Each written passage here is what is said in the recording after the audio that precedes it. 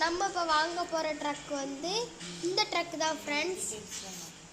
பாருங்க, இதான் இங்கே நீங்கள் வேணாலும் பார்த்துக்கோங்க, உங்களுக்கு தெரியணும்னா நான் இப்போ இது பண்ணுவேன். இங்கே பாருங்கள் ஃப்ரெண்ட்ஸ், ஓகேவும் கொடுக்க போகிறோம். த நியூ கார் டன் டன், தேவங்கள் எல்லாம் கோடும். இதாங்க நம்ம பிசி. பாருங்கள் ஃப்ரெண்ட்ஸ், நம்ம காரை ட்ரக்கை, தேவங்கள் எல்லாம் போதும்.